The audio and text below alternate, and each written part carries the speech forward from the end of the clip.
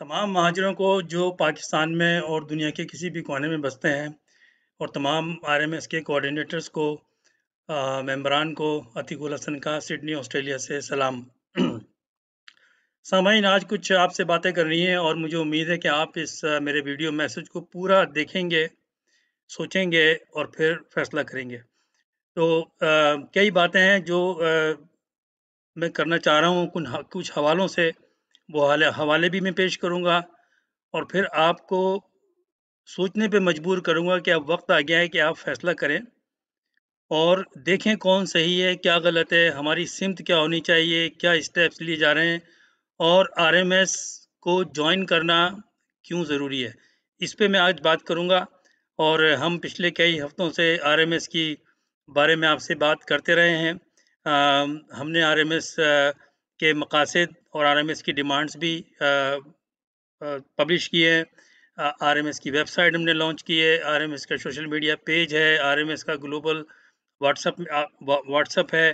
काफ़ी मेंबर हमारे बन गए हैं, कुछ कंट्रीज़ में हमारे कोऑर्डिनेटर्स भी बन गए हैं, कुछ प्रोसेस में है और ये मामला सिलसिला इस तरह से जारी है और इसमें हमारे तमाम जो जो मेंबरान हैं और तमाम महाजिर कौम जो है, तबका जो है, उसकी हमें मदद चाहिए। अब सवाल ये है उन लोगों के लिए जिन्होंने मेरी पहले कोई स्पीचेज़ नहीं सुनी हैं, कुछ चीज़ें मैं दोबारा रिपीट करता हूँ और उनको मैं ये बताना चाहता हूँ कि वो ये सोचें कि ये आरएमएस का जॉइन करना और आरएमएस को कामयाब बनाना क्यों ज़रूरी है, हमारे पास कितने ऑप्शन हैं महाजरों के पास अपने हकूक़ हासिल करने के लिए। तो पहले तो मैं आपको एक वीडियो मैं दिखाता हूँ आपको और फिर मैं आपको रिलेट करूँगा और ये एक मैं किस वजह से दिखा रहा हूँ, ये मैं आपको बात करता हूँ और आरएमएस से इसको रिलेट करता हूँ। किया जाता है ना, करते हैं। ये बताइए मुझे चौधरी साहब के ये मंसूबा किसने बनाया था कि जनरल परवेज मुशर्रफ सदर होंगे, बीबी वजीर आजम होंगी? ये उन्होंने खुद ही बनाया था, हमसे नहीं पूछा था। मुशर्रफ जो पहले की जाए। मुझे एक बात याद पड़ती है चौधरी साहब, आपका ये हाल ही में अभी आपने एक बयान दिया था, इफ आई रिमेम्बर करेक्टली, कि 360 एमक्यूएम के कारकुनों को मारकर मरगला हिल्स में फेंक दिया गया। वो पुरानी बात कर रहे हैं आप? नहीं, मुझे याद पड़ी है ना। मैं ये कौन से दौर की बात की थी आपने? ये अब जनरल बाबर से बात की थी। ये जो आपने ये कब का हवाला दे रहे थे आप? ये जनरल बाबर के वक्त दौरान की बात में, नसीरुल्लाह बाबर के वक्त की हुआ था ये। नसीरुल्लाह बाबर के पीपल पार्टी का दौर ही था वो। 300 तो नहीं तो कम थे या 60 आदमी थे। ये बराह रास्त आपके नॉलेज में है या बराह रास्त नॉलेज में? ये किन्होंने किया था? उस वक्त की गवर्नमेंट ने किया था। एजेंसियां इन्वॉल्व थी या सिर्फ पॉलिटिकल विल थी? मैं ज्यादा तो पॉलिटिकल विल ही होती है, एजेंसियों को तो इस्तेमाल किया जाता है ना। यानी कि इस तरह के सारे कामों में एजेंसियां इस्तेमाल होती हैं, बराह रास्त इस्तेमाल खुद की नहीं कुछ जाती है। करती, की जाती हैं? या आपका मतलब है कि खुद नहीं कुछ करती, इस्तेमाल की जाती हैं? हमेशा गवर्नमेंट के ताबे होती है ना वो। सुनने को और बोलने को तो ये बहुत अच्छी बात आपने की, मगर यानी कि 92 वाला जो ऑपरेशन था वो भी आपने एजेंसियों को इस्तेमाल किया? आप छोड़े पीछे। ये चौधरी शुजात हुसैन जो एक मोतबर सियासतदान है, उनका एक क्लिप था जो काफ़ी वायरल हुआ और मैंने भी ये पब्लिश किया। ये यहाँ लगाने का मेरा मकसद क्या था? देखें, आरएमएस जो हमने बनाया है, ये मैं बार-बार कह रहा हूँ और जिन लोगों को जिन्होंने नहीं सुना, ये जिनको पता नहीं है, मैं उनको नए लोगों को एक दफ़ा फिर बताना चाहता हूँ कि हम महाजिरों की आवाज़ के लिए, महाजिरों के हकूक़ हासिल करने के लिए एक बैनुल-अक़वामी इंसानी हकूक़ का, महाजिरों का फ़ोरम हमने बनाया है और इस फ़ोरम का नाम है राइट्स ऑफ महाजिर्स। ये कोई पॉलिटिकल पार्टी नहीं है, इसका किसी कोई पॉलिटिकल पार्टी से न लेना है, न देना है। मतलब ये कि कोई एफ़िलिएटेड नहीं है, ना ही किसी के पार्टी के या किसी लीडर के कहने पर या पाकिस्तान की गवर्नमेंट के या पाकिस्तान की एस्टेब्लिशमेंट के या पाकिस्तान की फ़ौज के किसी के दबाव में आके, ना किसी के इशारे पे, ना किसी के मकसद को पूरा करने के लिए ये बनाया गया है। इसका मैं फाउंडर हूँ अतीकुल हसन। मैं ऑस्ट्रेलिया में हूँ 30 साल से और मीडिया से मेरा ताल्लुक़ है। जो लोग मेरा आर्टिकल पढ़ते हैं 25-30 साल से, वो देख लें कि मैं बेबाक लिखता हूँ, मेरा कोई उसमें मादी उसमें कोई फ़ायदा नहीं होता। मैं अपने प्रोफ़ेशन पे काम करता हूँ। मुहिब वतन पाकिस्तानी हूँ। पाकिस्तान के हक़ में बात करता हूँ। नज़रिया पाकिस्तान पर मेरा ईमान है। कायद-ए-आज़म मेरे रोल मॉडल हैं और मैं उनका दिफ़ा भी करता हूँ पाकिस्तान का। मेरे आर्टिकल्स को आप देख लीजिए। और मैं जब महाजिरों की बात करता हूँ, महाजिरों के हुकूक की बात करता हूँ, तो मैं ये इसलिए करता हूँ कि महाजिरों को हुकूक देना बराबरी की बुनियाद पर और तमाम तबकों को हकूक़ देना बराबरी की बुनियाद पर, चाहे वो किसी भी उनका बैकग्राउंड ज़बान से हो, सूबे से हो, कल्चर से हो, ये कायद-ए-आज़म के उसूल थे। इन्हीं उसूल की बेस पर पाकिस्तान बनाया गया था और यही मेरी डिमांड भी है और मैं महाजिरों के आवाज़ भी इसीलिए बना हुआ हूँ पिछले 30-35 साल से कि एक तो मैं खुद महाजिर हूँ, उस कम्युनिटी से मेरा इस तबके से मेरा ताल्लुक़ है और जहाँ लाखों महाजिरों ने पाकिस्तान बनाते वक़्त कुर्बानियाँ दी, उसमें मेरे माँ-बाप, मेरे बाप-दादा भी शरीक थे। तो उनके लिए आवाज़ उठाना हम पर फ़र्ज़ है, जैसे कि अपनी औलाद को परवरिश करना हम पर फ़र्ज़ होता है और हमने अपने बाप-दादाओं का कर्ज़ा हमारे पर है और हम पाकिस्तान की सालमियत चाहते हैं क्योंकि ये पाकिस्तान में हमारे बाप-दादाओं का खून लगा हुआ है। तो अगर किसी को इस पर कोई थोड़ा-सा भी शक व शुबा है तो दूर हो जाना चाहिए और फिर भी नहीं होता तो इसका मतलब है उसके दिल में बुग़्ज़ है, वो तास्सुबी है और वो उसको महाजिरों के चेहरे पसंद नहीं है। और अगर महाजिर पसंद नहीं है और महाजिरों के चेहरे पसंद नहीं है, महाजिरों का नाम पसंद नहीं है, महाजिर अपने आप को महाजिर क्यों कहते हैं? इसका मतलब है कि ना तो उस शख़्स को नज़रिया पाकिस्तान का पता है, ना उस शख़्स को कायद-ए-आज़म मोहम्मद अली जिन्ना का कोई पास है और ये वही तबका है जो पाकिस्तान के मीडिया में बैठ के कायद-ए-आज़म को बुरा-भला कहते हैं और नज़रिया पाकिस्तान पे यकीन नहीं रखते और बदकिस्मती से पिछले कई दहाइयों से पाकिस्तान पे हुकूमत भी करते आ रहे हैं और ये बात मैं बड़ी ज़िम्मेदारी से कह रहा हूँ और ये एक तारीख़ी हकीकत है, जिसको मैं बड़ी डिटेल से बहुत सारे अपने आर्टिकल्स में बयान कर चुका हूँ क्योंकि ये फैक्ट्स हैं। ये फैक्ट्स हैं। अभी चौधरी शुजात साहब ने सुना कि एजेंसियों ने हुकूमत के कहने पे और बेनज़ीर उस वक़्त प्राइम मिनिस्टर थी। ये बात तो मुझे बहुत पहले से पता है, मैंने अपनी राइटिंग में भी लिखी है, लेकिन मैं आम महाजिरों को और लोगों को बताना चाह रहा हूँ कि ये जो कुछ हो रहा है 40 साल से, वो बाकायदा प्लान के साथ हुआ है। और मैंने ये कहा है आरएमएस बनाने से पहले भी कि महाजिरों के हुकूक का जो मसला है, महाजिरों के साथ जो ज़्यादतियाँ हैं, महाजिरों के साथ जो ताज्जुब है, महाजिरों को दीवार से जो लगाया गया है, उन पर जॉब्स बंद कर दी गई हैं, उनके ऊपर आला तालीम के रास्ते पाकिस्तान में सिंध के शहरों में बंद कर दिए गए हैं। उसकी वजह क्या है? ये एक इंसानी मसला है। ये इंसानी जो बुनियादी हुकूक है, ये उनको पामाल किया गया है। महाजिरों को हुकूक नहीं देने का मतलब ये है कि आप इंसानों में तफरीक करते हैं। जो हमारे पाकिस्तान का जो नज़रिया था, पाकिस्तान जिस बेस पे बना था, पाकिस्तान इस बेस पे बना था कि यही चीज़ें मुसलमानों के साथ हिंदुस्तान में हो रही थी और एक स्टेज पे आके शुरू में पाकिस्तान का नारा नहीं लगाया गया, हुकूक की बात की गई और जब ये देख लिया गया कि हमसे चालाकियाँ की जाती हैं मुसलमानों से कांग्रेस में और गोरे भी उसमें शामिल हैं और ये कभी भी हुकूक नहीं मिलेंगे, तो उन्होंने अलहदगी का नारा लगाया और पाकिस्तान बनाया। लेकिन पाकिस्तान बनाने में हमारे माँ-बाप ने तहरीक चलाई पाकिस्तान से पहले और वो जिन इलाकों में पाकिस्तान बना, एक सेटलमेंट के साथ बना, उन इलाकों में वो लोग जो तहरीक चला रहे थे और उस पाकिस्तान में वो इलाके नहीं आए, उन्होंने हिजरत की और वो मगरबी पाकिस्तान आ गए मेजॉरिटी में और कुछ मशरक़ी पाकिस्तान चले गए। जो मशरक़ी पाकिस्तान जो है वो पाकिस्तान का हिस्सा नहीं रहा है 1971 में और बांग्लादेश वो अब मुल्क है। तो हमारी तो सर्वाइवल, हमारी तो शनाख्त पाकिस्तान के साथ है। जहाँ तक बात है दूसरी कौमों की, तो वो जाने और पाकिस्तान जाने और किस तरह से वो डील कर रही हैं। ऐसा भी है कि पाकिस्तान के लीडर जो असेंबली में बैठे हुए हैं, जो पार्टियां चला रहे हैं, वो खुल के पाकिस्तान के ख़िलाफ़ बात करते हैं। उनके ख़िलाफ़ ना गद्दारी का मुकदमा कायम होता है, ना उनके ख़िलाफ़ कोई केस चलता है और एक पाकिस्तान के फ़ौजी को, जो फ़ौजी जनरल जिसने पाकिस्तान में 10 साल हुकूमत की, उस पर गद्दारी का मुकदमा चलाया गया और उसकी वजह और कुछ समझ में नहीं आती।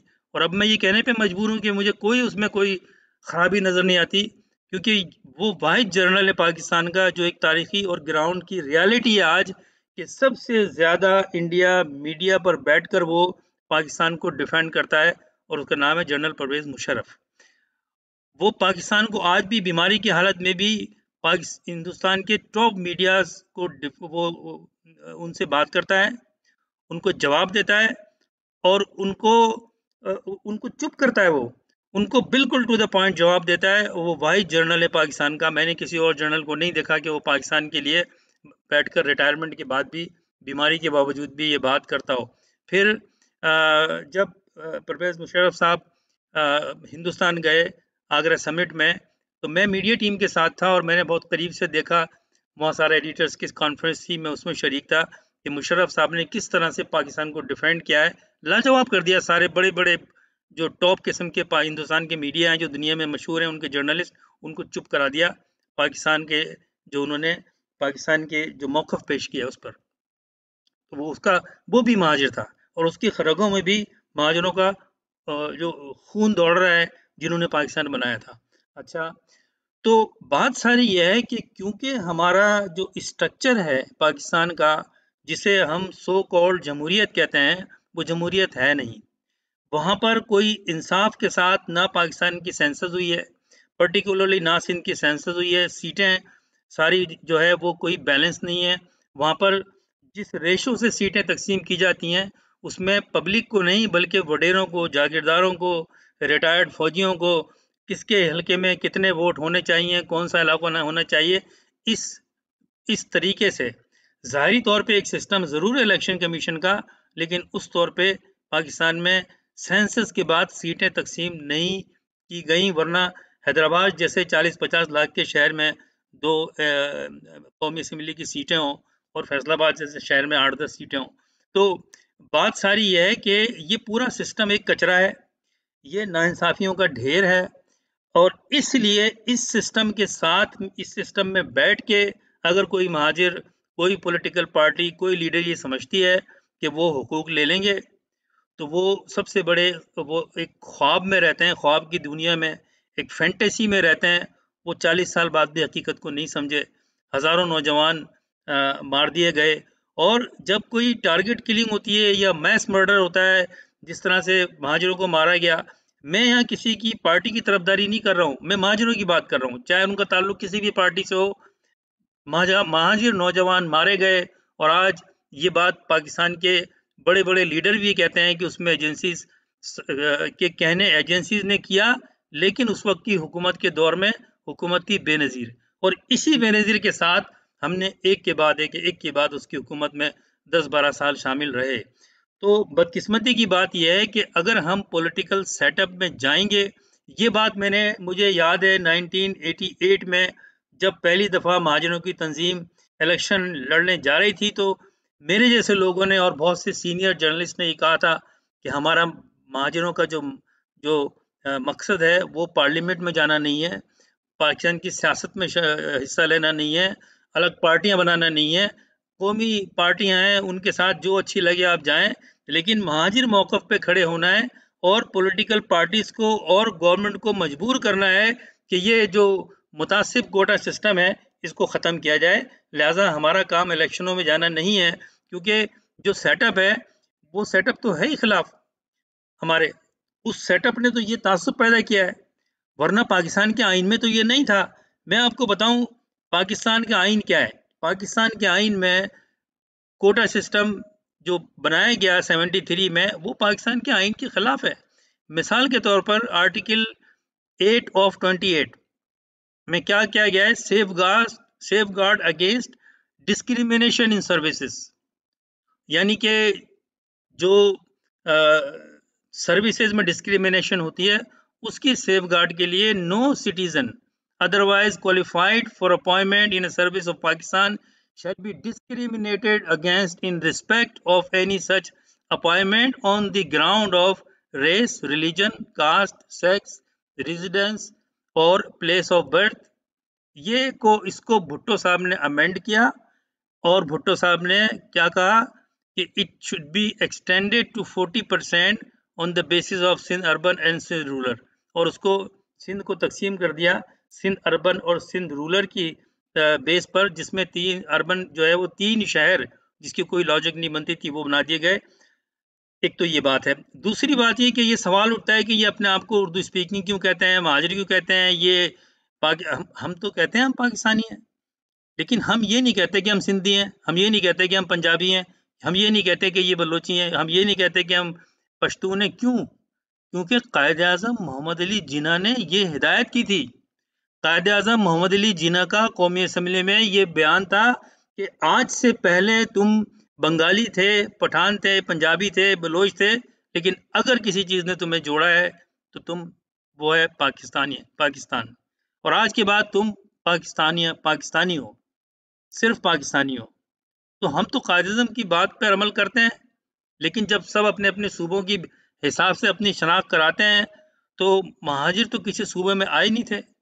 महाजरों को तो जहाँ जगह मिली, जहाँ देखा कि ये हमारे लिए ज़्यादा अच्छा है, वो हमें उस जगह पे वो आबाद हो गए और एक पैक्ट के तहत आए थे।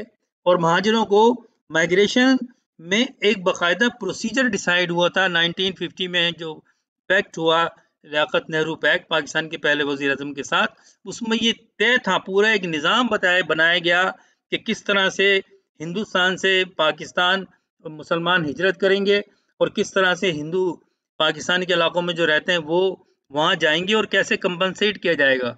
उसमें ये दिया गया था कि जो हिंदू छोड़कर जाएंगे पाकिस्तान को, उनको जो जगहें हैं वो उन महाजरों को दी जाएगी जो पाकिस्तान से आए थे। तो सिंध में तो ऐसा नहीं किया गया। सिंध में तो आज भी देख लें, जो हिंदू छोड़ के गए थे। मैं सिंध में हैदराबाद में पैदा हुआ हूँ और मैं ये देखता हूँ कि वहाँ पर तो जो है वो वडेरों के कब्जे हैं उन पे। तो ये जो भी डिमांड्स हैं ये पाकिस्तान के या तो कॉन्स्टिट्यूशन में थी और हैं, और फिर उसको चेंज किया गया। और दूसरे जो हमें जो क्लेम मिलने थे महाजरों को, वो नहीं दिए गए, जिसे मतरूका सिंध कहा जाता है। तो ये हमारी जेन्युइन डिमांड्स हैं। पहली चीज़ ये जहन में रखें तमाम महाजिर कि जो हम डिमांड करते हैं वो पाकिस्तान के कॉन्स्टिट्यूशन का हिस्सा भी था। उसको चेंज किया गया, जो एक मुतासिब निज़ाम लाया गया जो कि बुनियादी इंसानी हुकूक की खिलाफ वर्जी है। तो हमें यही बात उठानी चाहिए कि ये एक इंसानी मसला है। एक तबके को उसकी ज़बान की, उसकी शनाख्त की, उसके बैकग्राउंड की बेस पर दीवार से लगाया गया है इस तरह के कानून बना के। ये हमें एक एज ए इंसानी हुकूक एक मसला उठाना है। हम पाकिस्तान की गंदी सियासत में जाके 40 साल 50 साल और भी करते रहें तो उससे कोई इलाज नहीं होगा। फिर एक हमारे महाजिर लीडर ने हाल ही में एक बयान दिया कि जी हम कर कैसे सकते हैं, 2/3 मेजोरिटी चाहिए होती है और वो तो हमारे पास है नहीं, हमारे पास तो चंद सीटें हैं।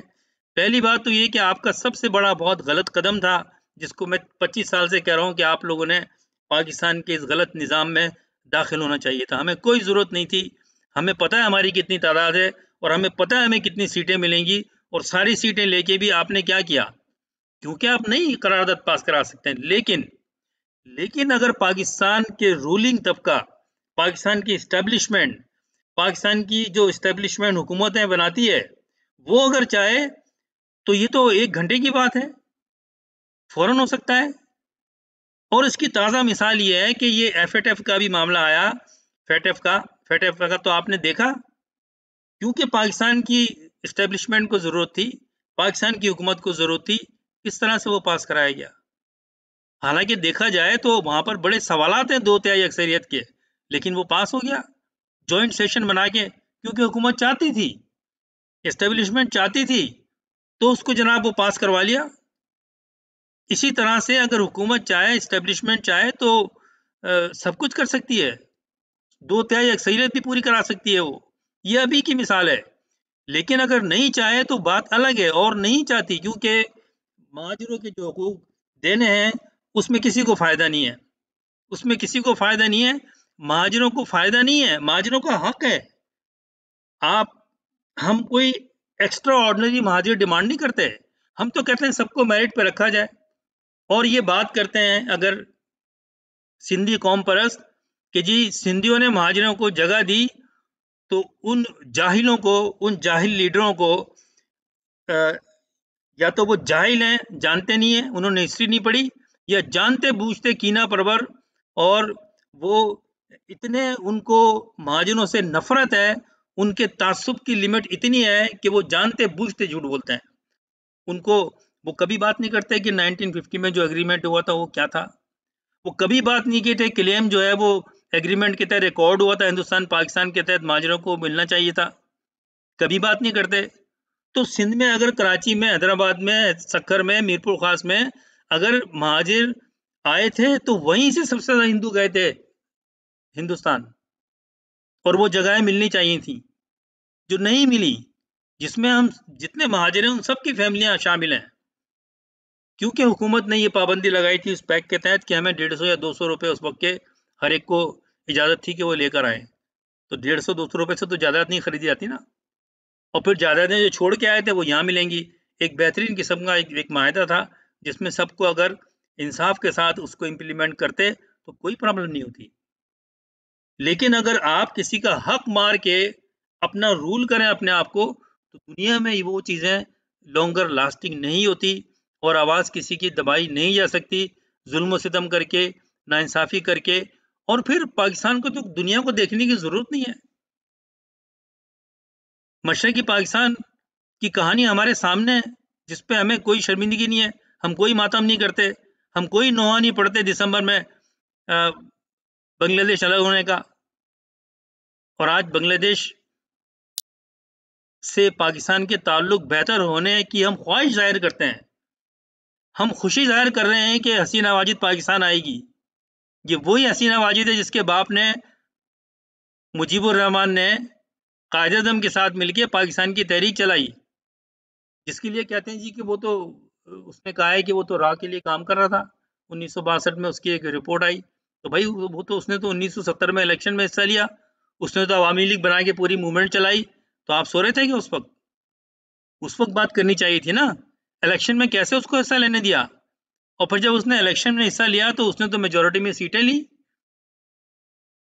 तो ये तो आपको उस वक्त सोचना चाहिए था ना। और अब भी ये बात होती है आज भी महाजिर, और देखें महाजिरों को ये कहने की जरूरत नहीं है, और कहा ना महाजिरों के बारे में ये बात किसी को करने की जरूरत है, और ना किसी के मुंह से कहने और कहलवाने की जरूरत है, ना मुझे कहने की जरूरत है। लेकिन हम फिर भी कहते हैं कि भाई तुम सोचो अकल के अंधों, हम किसी सूबा को ओन नहीं करते, हम पाकिस्तान में आए थे। लेकिन अगर हमें पता होता हमारे बाप दादाओं को, तो उतने पागल नहीं थे, पढ़ी लिखी कौम थी। आज के लीडर भी कहते हैं कि पाकिस्तान को एस्टेब्लिशमेंट को खड़ा किसने किया, पाकिस्तान की ब्यूरोक्रेसी को खड़ा किसने किया, ये महाजिर पढ़े लिखे प्रोफेशनल्स ने खड़ा किया। तो हमें इतनी समझ नहीं थी। लेकिन उसके बाद में अगर आपने ये सुबायत शुरू कर दी एक ऑर्डिनेंस के जरिए, पाकिस्तान का बनी यूनिट किसने तोड़ा, महाजिरों ने तोड़ा। याह्या खान ने एक ऑर्डिनेंस के जरिए यूनिट बनी यूनिट तोड़ा। तो उस वक्त तो 2 तिहाई को नहीं देखा गया ना, ऑर्डिनेंस तोड़ के 4 सूबे बना दिए और चारों सूबे के लोग खुश हो गए। और नजरिए पाकिस्तान के खिलाफ बात थी, कायद-ए-आज़म के उसूलों के खिलाफ बात थी कि आपने जबान की और कल्चर की बुनियाद पर ये 4 सूबे बनाए, और उसमें फिर आपने जानबूझ के आपने जो रियासतें थी वो कई रियासतें पंजाब में मर्ज कर दी और कई रियासतें आपने बलूचिस्तान में मर्ज कर दी। और सिंध भी इतना बड़ा नहीं था, खैरपुर अलग रियासत थी, वो सिंध में डाल दिया आपने। और आप बातें ऐसी करते हैं जैसे कोई हजारों साल से सूबे थे। ये तो आपने 1970 में बनी यूनिट तोड़ा याह्या खान ने और भुट्टो साहब ने, क्योंकि भुट्टो साहब एस्टेब्लिशमेंट साथ दे रही थी, भुट्टो का एस्टेब्लिशमेंट साथ दे रही थी, इसलिए 1973 में आइन बनाया गया जो कि 1956 के आइन के तजाद करता है। और क्योंकि इसमें एस्टेब्लिशमेंट का भी हाथ था, वो जबरदस्ती मंजूर कराया गया। ये ऑन रिकॉर्ड बात है कि उस वक्त हस्ब इख्तिलाफ की पार्टियों को जबरदस्ती उनसे साइन कराए गए, उनको टॉर्चर किया गया, उन पे केसेस बनाए गए, किसी पे दहशतगर्दी का केस बनाया गया, किसी पर कोई और केस बनाया गया, उनको जेलों में डालने की तड़ियां दी गई और उनसे साइन करा के 73 का आइन मंजूर कराया गया। ये भी हकीकत है। तो खैर इस बातों पे हम बातें करते रहते हैं। तो बात सारी ये है कि महाजिरों को ये सोचना है अब कि देखें हमारे जो मसला है वो सियासी तौर पे पाकिस्तान में हल होने वाला नहीं है, क्योंकि किसी को कोई हमदर्दी नहीं है। लेकिन हम पाकिस्तान के साथ हैं और जब तक पाकिस्तान कायम है हम पाकिस्तान के साथ रहेंगे। और क्योंकि हम पाकिस्तान के साथ हैं तो हम पाकिस्तान की सरहदों की हिफाजत करने वाले फौजियों की भी रिस्पेक्ट करते हैं।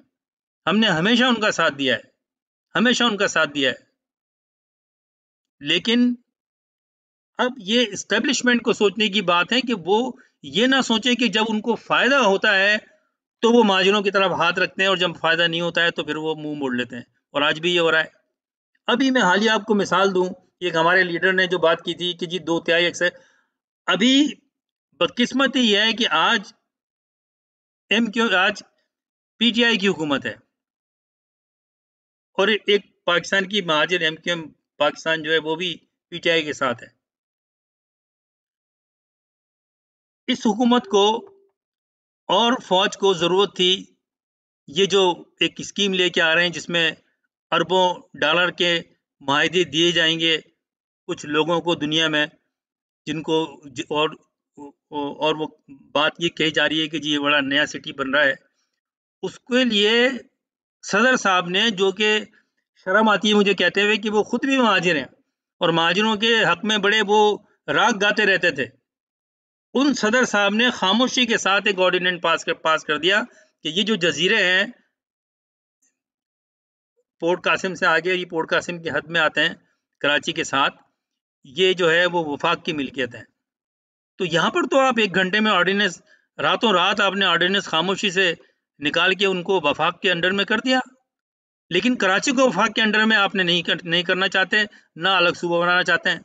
आप चाहें तो फौरी तौर पे अनाउंस कर सकते हैं कि ये सूबों का, और उसके बाद में आप, हमें ये भी पता है कि आप किस तरह से पाकिस्तान की ये सो कॉल्ड जमहूरी, ये पार्लियामेंट से आप मंजूर कराना जानते हो।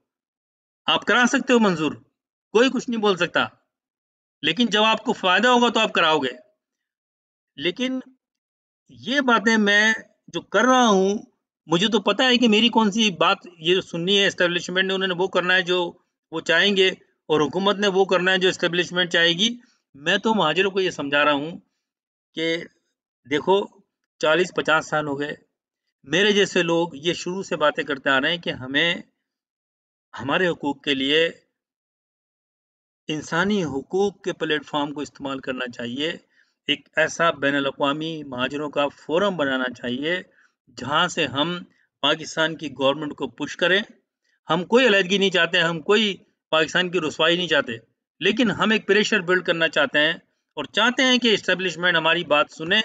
उनको ये समझ आए कि ये जो महाजिर हैं, ये हैदराबाद, कराची, सक्खर, मीरपुर ख़ास शहरों में ही नहीं रहते। अब ये दुनिया के हर मुल्क में जहाँ पाकिस्तानी है, वहाँ महाजिर रहते हैं, और उसकी वजह भी यही कि जब उनको अपॉर्चुनिटीज़ नहीं मिली, तो काबिल तबका, पढ़ा-लिखा तबका किसी न किसी तरह से बाहर चला गया और वो बड़ी अच्छे वहाँ पर सेट हैं और आउटस्टैंडिंग तरह से परफ़ॉर्म कर रहे हैं और पाकिस्तान का झंडा लेके खड़े हुए हैं। ये वो तबका है जो कहता है कि खुदा के लिए आप पाकिस्तान को बदनाम ना करो, इस तरह की चीज़ें नहीं लेके आओ, कॉन्स्टिट्यूशन के खिलाफ हैं। आप एक दिन में एक ऑर्डिनेंस के ज़रिए ख़त्म कर सकते हो। तो पहली बात तो ये कि मैं उन महाजिरों को कहता हूँ कि ज़रा स्टडी करें। आज भी आप अपने राग अलाप रहे हैं। ये महाजनों के हुकूक जो है, वो पार्लियामेंट में बैठ के पार्लियामेंट की सारी मराहत उठा के और पार्लियामेंट के बाहर और फिर जलसा करके, झंडे लगा के और रैलीज़ निकाल के 40 साल से तो हमने कर लिया। हासिल क्या हुआ कि महाजनों से दुश्मनी रखने वालों ने इसको बेस बना के हमारा मसख़र किया हमें नस्ली फ़साद क्रिएट किए। हमें ख़त्म किया गया, हज़ारों नौजवानों को मारा गया। तो हम नहीं चाहते, क्योंकि पॉलिटिकली इसका इलाज है नहीं। लेकिन जो पॉलिटिक्स चलाते हैं पाकिस्तान में अपने तरीके से और उसको जमहूरियत कहते हैं, उनके हाथ में है।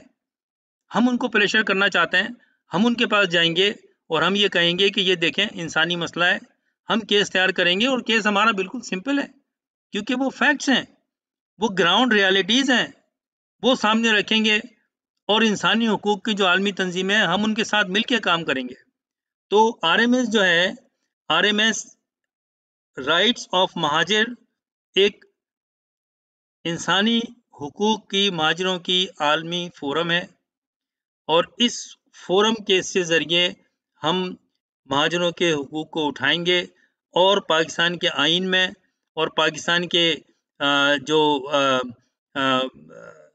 सिस्टम में जो मुतासिब चीज़ें रखी हुई हैं, हम उसके खिलाफ आवाज़ उठाएंगे। हम पाकिस्तान के नेशनल मीडिया पे कॉन्फ्रेंस करेंगे, हम मीडिया को इस्तेमाल करेंगे, हम इंटरनेशनल ह्यूमन राइट्स ऑर्गेनाइजेशन को इस्तेमाल करेंगे, हम खुद। और फिर जिन जिन ममालिक में, मैं यहाँ ऑस्ट्रेलिया में हूँ और अल्लाह का शुक्र है कि बहुत अच्छी पोजीशंस पे बाहर बैठे हुए हैं महाजिर, और उनकी बहुत इज्जत है। वहाँ की लोकल गवर्नमेंट्स उनकी बहुत इज्जत करती है, क्योंकि वो हाईली टैलेंटेड लोग हैं, उनकी अप्रोच है। तो उनको कहेंगे कि पाकिस्तान की गवर्नमेंट से आप ये कहें, हम पाकिस्तानी हैं, हम कोई पाकिस्तान के अगेंस्ट बात नहीं करते। हम ये लेकिन चाहते हैं कि पाकिस्तान की गवर्नमेंट को प्रेशराइज किया जाए कि ये क्लॉज जो मुतासिब हैं, जिसमें कि सरकारी नौकरियों में, आला तालीम में और मुख्तलिफ शोबों में महाजरों को नौकरियां नहीं दी जाती, उनको इंसाफ के साथ, मेरिट के साथ उनको साथ ट्रीट किया जाए और उनको नौकरियां दी जाएं। बिल्कुल इसी तरह के गवर्नमेंट, जब दुनिया ने प्रेशर किया, तो फिर किस तरह से अभी FATF का जो बिल है वो गवर्नमेंट के पास करवाया, क्योंकि वर्ल्ड का प्रेशर था। तो जब दुनिया का प्रेशर आएगा तो वो करेंगे, क्योंकि ये जानते हैं कि कोई मसला नहीं है ये। लेकिन हमारी कौम, महाजिर जो है, तबका जो है, वो इतना सादा है कि वो बहुत जल्दी हमारे जो ये पॉलिटिकल गुरु हैं, इनकी बातों में आ जाते हैं फौरन, और जज्बाती बातें शुरू कर देते हैं। फिर वही देखें, जज्बाती बातों से, जज्बाती नारों से मैं रोजाना 5 मिनट की, 10 मिनट की स्पीच बड़ी खूबसूरत सी बना सकता हूँ, महाजरों के जज्बात उछाल सकता हूँ, मुझे आता है ये करना काम। लेकिन क्या उससे महाजरों के हुकूक हासिल हो जाएंगे? हमने 40 साल से, तकरीबन 40 साल से ज्यादा हो गए, देख लिया ना करके। हमें रैलियां निकालने से हम हमारे हुकूक आ जाएंगे? क्योंकि ये पाकिस्तान के दूसरे तबके भी समझते हैं कि ये जज्बाती लोग हैं, इनको जज्बात में लेकर आओ, इनके जो ये सोकाल्ड लोग हैं इनको इस्तेमाल करो, इनके मुंह बंद करो। जो लोगों ने महाजिरों के काज को, क्योंकि हम लोग तो, महाजिर कौम जो है वो तो अपने ही लोगों की बातों में आ गई कि भाई हमें लीडरशिप तो चाहिए, और वो लीडरशिप उन्होंने बना के ऐसी दी कि पाकिस्तान की तारीख में ऐसी लीडरशिप नहीं आई। फिर क्या किया? वो लीडर्स किसी ना किसी तरह से ट्रैप हो गए, या अपने मुफाद के लिए उन्होंने सौदे किए। उन हजारों नौजवानों के खून के सौदे किए जो इसमें मारे गए तहरीकों में, और हमारे आबा अजदाद ने जो कुर्बानियां दी, उनकी कुर्बानियों को पामाल किया गया। क्योंकि हमारा, देखें, नाम पाकिस्तान के खिलाफ जाना चाहते हैं, महाजिर पाकिस्तान के खिलाफ कैसे हो सकते हैं? हमारा तो सर्वाइवल पाकिस्तान के साथ है। नाम पाकिस्तान की फौज के खिलाफ है, लेकिन हम उनको ये बावर करा सकते हैं, हम उन पे पुश कर सकते हैं कि खुदा के वास्ते, अगर पाकिस्तान की सालमियत चाहते हो, जो महाजिर चाहते हैं, तो महाजिरों के साथ इंसाफ करो, महाजिरों को उनके हकूक दो। हम कोई एक्स्ट्रा ऑर्डनरी आपसे कुछ डिमांड नहीं चाहते। जो उनका हकूक है, जो हमारे राइट्स हैं, जो बनते हैं, वो उनको दो, तो पाकिस्तान मजबूत होगा। सिंध में ये महाजिर ही हैं जिनकी वजह से एंटी पाकिस्तान सिंधी कौम परस्त तंजीमें चुप करके बैठ जाती हैं। उनको लगाम दिया है महाजिरों ने। मुझे याद है जब लिसानी हंगामे हुए, क्योंकि सिंधी जबान को सरकारी जबान बनाने का सिंध में बिल पास किया गया 1974 में, और उस वक्त मुमताज अली भुट्टो और गवर्नर थे और जतोई वज़ीर आला थे। तो महाजिर मुख्तलिफ पार्टियों में थे, महाजिर लीडरशिप, और महाजिर इंटेलेक्चुअल थे जो अपना अपना काम कर रहे थे। लेकिन वो इस बिल के खिलाफ सब इकट्ठे हो गए, जिसमें बड़े बड़े नाम थे। कराची में अल्ताफ हुसैन कुरैशी, रईस अमरोई, मैंने पहले भी नाम लिए हैं, ये जरूर हसन भोपाली, हैदराबाद में तो उस्मान कैनेडी, मुमताज जुनैदी, और ये मुख्तलिफ पार्टियों में थे। कोई जमात इस्लामी में था, कोई जमीयत उलमा पाकिस्तान में था, कोई पीपल्स पार्टी में था, कोई किसी में था। लेकिन जब महाजिर तबके की बात आई, सब इकट्ठे हो गए और सब ने कहा कि नहीं, गलत है जो गलत है। पीपल्स पार्टी में कई महाजिर थे जिन्होंने स्ट्रीट पे आके महाजिर इस बिल के खिलाफ एजिटेशन किया। 15-16 दिन बंद हो गया पूरा सिंध, और मजबूरन गवर्नमेंट को अक्सरियत होते हुए बिल वापस लेना पड़ा। और अभी सुनने में ही आ रहा है, मुझे ये रिपोर्ट कंफर्म नहीं हुई है, कि सिंध असेंबली में फिर एक बिल पास किया गया है, और पता नहीं पास हो गया या नहीं हुआ, कि सिंधी को सरकारी जबान बनाई जाए। हम जबान के खिलाफ नहीं है, कोई महाजिर ज़बान के खिलाफ नहीं है। मैं हैदराबाद सिंध में रहा हूँ, मेरे सिंधी दोस्त हैं और बहुत सारे सिंधियों को, जो महाजिरों को मैं जानता हूँ, वो ऐसी सिंधी बोलते हैं कि वो लगता नहीं है उर्दू स्पीकिंग है। मैं सिंध में बहुत सिंध के इलाकों में घुमा हूँ और वहाँ जानता हूँ जो सिंध के छोटे-छोटे गाँवों में महाजिर रहते हैं, कारोबार करते हैं, वो सिंधी बोलते हैं सब अब, वो पहचानने में नहीं आते। तो ये तो एक खामखा का इश्यू है। ज़बान एक नीड होती है। हम यहाँ ऑस्ट्रेलिया में रहते हैं, वेस्टर्न कंट्रीज़ में रहते हैं, तो हमें किसी ने मजबूर किया है कि हम इंग्लिश सीखें और इंग्लिश बोलें। लेकिन हमारी ज़रूरत है, ये हमें बोलनी पड़ती है और सीखते हैं और सीख जाते हैं और बोलते हैं, क्योंकि हमारी ज़रूरत है, तो ज़रूरत होती है। लेकिन महाजिर तबकों की तो ये हज़ारों, सैकड़ों साल और सदियों से ये ज़बान है उनकी, हमारी तो हमारे आबा-ओ-अजदाद की ये मादरी ज़बान है, हमारी मादरी ज़बान है। कोई कैसे किसी को मना कर सकता है? और अभी मैंने आइन का आपको कुछ शिक पढ़ के सुनाई आपको, दोबारा मैं दिखाता हूँ। Subject to Article 251, any section of citizens having a distinct language, script, or culture shall have the right to preserve and promote the same, and subject to law, establish institutions for that purpose. National language, the national language of Pakistan is Urdu, and so on. तो बात सारी ये है कि अगर हम उर्दू बोलते हैं, हम उर्दू स्पीकिंग है, हमारी मादरी ज़बान है, तो किसी को ये कहने की ज़रूरत नहीं है, गैर आईनी बात है कि हमें कोई और ज़बान सीखनी है अब। हमारी ये ज़रूरत है और जैसे मैंने कहा कि ज़रूरत ईजाद की माँ होती है। जिन महाजिरों को ज़रूरत पड़ी वो सिंधी सीख गए, वो सिंधी बोलते हैं। मैं जानता हूँ, हमारे दोस्त हैं, सिंधी बोलते हैं, उनको तो किसी ने नहीं कहा कि तुम सिंधी सीखो। उनके दोस्त हैं, उनके हैं, उनकी शादियाँ हुई हुई हैं। मेरे कई रिश्तेदार हैं, सिंधी बोलते हैं बड़े अच्छे। तो कोई हमें किसी सिंधी से, किसी पंजाबी से, किसी पठान से, किसी बलोची से कोई इख्तिलाफ नहीं है। कोई महाजिर किसी सिंधी के खिलाफ नहीं है।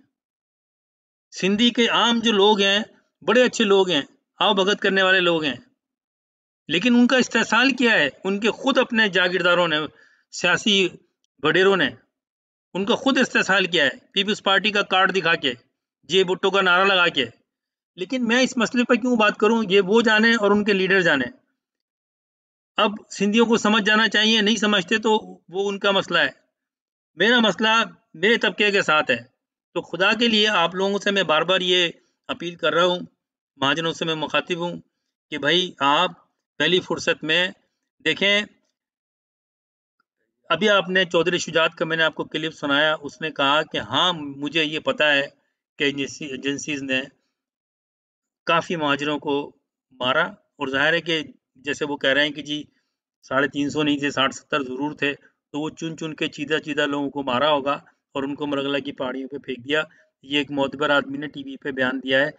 क्या किसी एस्टेब्लिशमेंट ने, गवर्नमेंट में इस पे कोई अमल, इस पे एक्शन उठाया? क्या पाकिस्तान की कोर्ट ने इस पे एक्शन उठाया? पाकिस्तान की कोर्ट ने मुशर्रफ को तो गद्दार बना दिया, जो आज भी बैठ के डिफेंड करता है पाकिस्तान को मीडिया पे हिंदुस्तान के। उसको तो देर नहीं लगाई वो गद्दार करार देने में। शर्म नहीं आती हमें फिर यहाँ तो। लेकिन और किसी फौजी के खिलाफ कोई बात करके देखे कोई, या कोई अगर फौजी चाहते हो कोई बिल पास कराना तो उसमें चुप करके देखें कोई, नहीं होता। तो अब हमें हमारी महाजिर कौम को समझ जाना चाहिए कि हम किस स्ट्रक्चर में रहते हैं, किस सिस्टम में रहते हैं। हमारे पास एक ही रास्ता है कि हम अपनी ताकत बनाएं, इंटरनेशनल फोरम कायम करें, इंसानी हकूक़ का, हर एक को आज़ादी है। और वेस्टर्न कंट्रीज़ में, यहाँ ऑस्ट्रेलिया में, कनाडा में, अमेरिका में, यूके में जो इंसानी हकूक़ की तंजीमें होती हैं, उनको गवर्नमेंट सपोर्ट करती है। एक अच्छा अमल समझा जाता है, उनको अवार्ड्स दिए जाते हैं।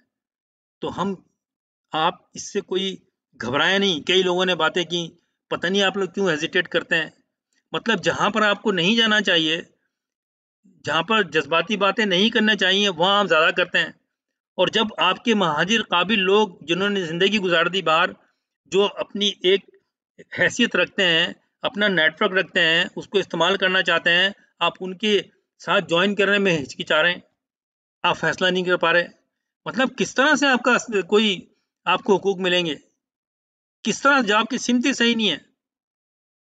अगर मुझे जाना पाकिस्तान हो और मैं बैठ जाऊँ अफ्रीका के प्लेन में, तो मैं अफ्रीका ही जाऊँगा ना, मैं पाकिस्तान तो नहीं पहुँचूँगा। तो आपकी डायरेक्शन क्या है? और ये कोई जज़्बाती बात नहीं है। मैंने 25-30 साल से मैं ये चीज़ सोचता रहा हूँ, लिखता रहा हूँ।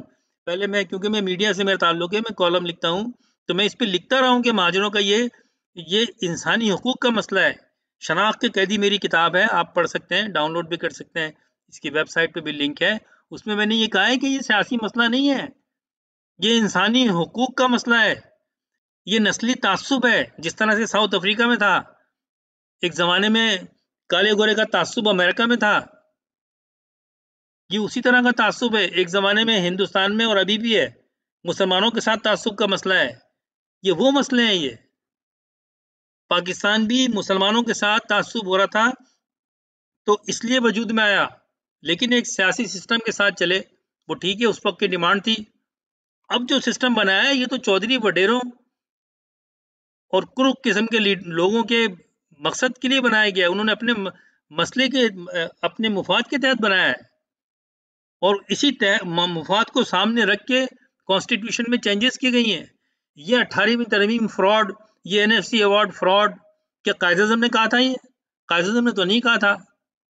आप वन यूनिट रखते और छोटी-छोटी आप डिस्ट्रिक्ट लेवल के ऊपर बहुत सारे सूबे बनाते आप। 18-19 सूबे बना देते आप।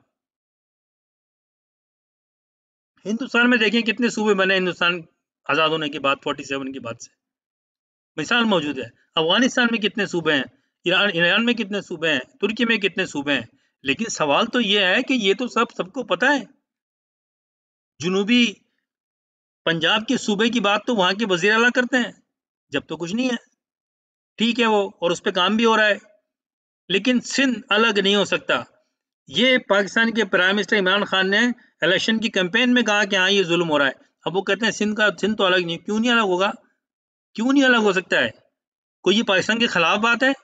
ये पाकिस्तान की सालमियत की, पाकिस्तान के इस्लाम के लिए, इस्तेहकाम के लिए ज़रूरी है। और जो ये मना करता है, उसको पाकिस्तान से हमदर्दी नहीं है, उसको अपने सूबे से हमदर्दी है।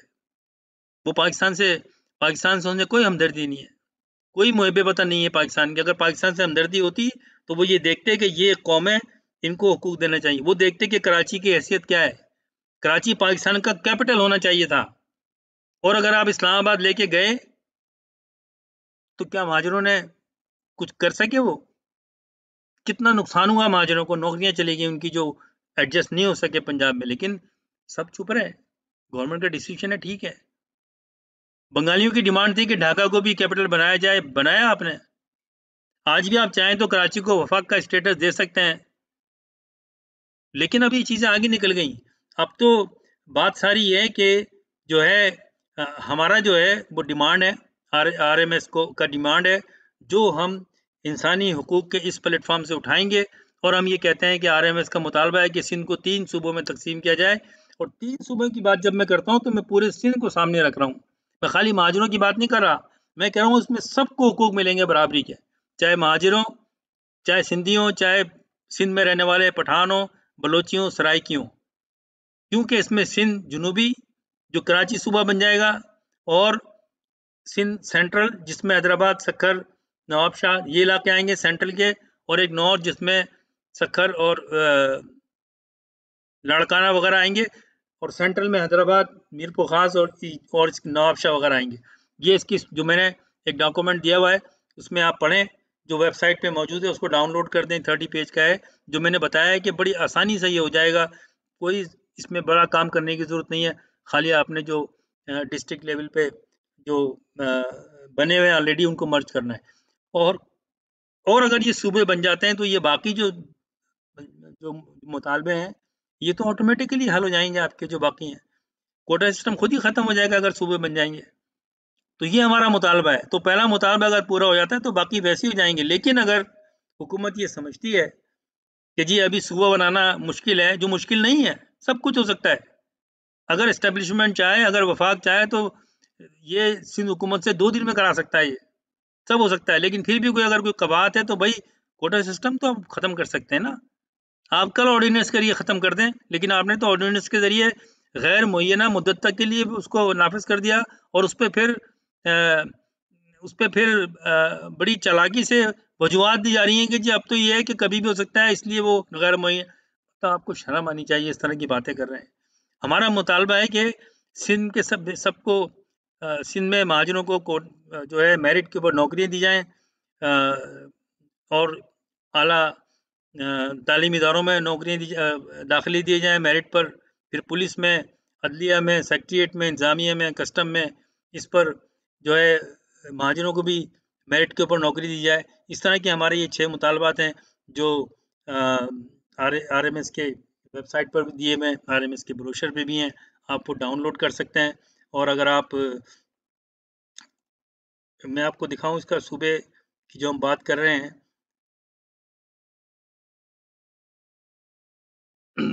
कि 3 सूबों की जो हम बात कर रहे हैं उसमें हमें कोई ये जो ये है, तो देखिए इसमें ये बिल्कुल आराम से ये एक सूबा बन सकता है। ऑलरेडी ज़िले हैं, आपको 4-5 ज़िले आपस में मिलाने हैं। ये सिंध सेंट्रल बन सकता है, ये इलाका सारा यहाँ से ये थरपारकर तक, और ये आप जो है सिंध जो है नॉर्थ बन सकता है। और इससे क्या होगा कि तमाम तबकों को हुकूक मिलेंगे, इनकी जो एडमिनिस्ट्रेटिवली आराम से ये कंट्रोल हो जाएंगे। छोटी जब होगी इसकी इसका इसका एरिया और पॉपुलेशन, तो आराम से कंट्रोल हो जाएगा।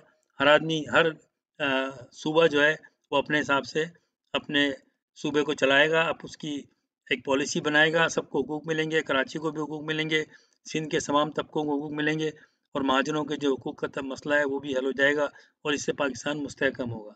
तो हम तो कहते हैं कि पाकिस्तान के तमाम सूबों में जो है ये जो 4 सूबे हैं ये गलत हैं, ये इसमें और सूबे होने चाहिए एडमिनिस्ट्रेटिवली, ताकि लोगों को बुनियादी हुकूक मिले। जो गवर्नमेंट पॉलिसीज़ बनाती है वो नीचे तक जाए, और नीचे जो सूबे छोटे होंगे तो वो अपनी पॉलिसी बनाएँ। वहाँ पे फिर शहरी गवर्नमेंट हो, उनको आप राइट्स दें। हम तो ये बात करते हैं। तो बात सारी ये है, आज के इस प्रोग्राम में मैंने जो आपको मैसेज दिया है वो ये है तमाम महाजरों को, कि भाई सबसे पहले तो आप आरएमएस पर जाएँ, इसकी वेबसाइट पे राइट्स ऑफ महाजिर्स, और जॉइन करें। मैं कह के थक गया हूँ, लेकिन मुझे नहीं लगता कि आप लोग डिसीजन मेकिंग में क्यों इतने वीक हैं। आप अगर किसी पार्टी में हैं तो कोई आपका मसला नहीं है, आप इसमें भी आ सकते हैं। ये एक इंसानी हकूक़ का प्लेटफ़ॉर्म है, जो कोई पॉलिटिकल पार्टी नहीं है। हमारी किसी पार्टी से कोई इख्तिलाफ़ नहीं है। हम कहते हैं कि भई अगर ये हमारे महाजिर पॉलिटिशियन, उनकी पार्टियाँ समझती हैं कि वो ये महाजरों को हकूक़ दिला देंगे, तो करती ना जद्दोजहद। लेकिन इसका फ़ैसला तो महाजरों ने करना है कि उनको कुछ हासिल हुआ भी है या नहीं है। यहाँ जाएँगे तो आप ये एक ये इसका रजिस्ट्रेशन है, ये रजिस्ट्रेशन करें, क्योंकि हमें एक अच्छी बड़ी तादाद में आरएमएस की रजिस्ट्रेशन चाहिए, ताकि हम जब अपना केस लेकर जाएँ तो हम शो कर सकें कि कितने लोगों की ये आवाज़ है, कितने महाजनों की आवाज़ है, और फिर हम 10-12 मुल्कों में इसके चैप्टर्स बनाने पर काम कर रहे हैं, उसमें हमारा साथ दीजिए, आगे आइए। मैं देख रहा हूँ कि लोग पता नहीं किस अ, शक-व-शुबहात में रहते हैं, क्या मजबूरी है, क्यों डरते हैं? मतलब मैं तो एवरी सिंगल डे 24 आवर मेरे ज़हन में ये रहती है कि महाजरों के साथ ज़ुल्म हो रहा है, और हम जो यहाँ आराम से बैठे हुए हैं, हम इतने खुदगर्ज़ नहीं हो सकते। तो मैं तो अपने हिस्से का काम कर रहा हूँ, आगे अल्लाह की मर्ज़ी है, पूरा करने वाला, कामयाब करने वाला अल्लाह की ज़ात है। लेकिन अल्लाह भी इंसाफ़ करता है, अल्लाह ने कहा मैं इंसाफ़ करने वाला हूँ।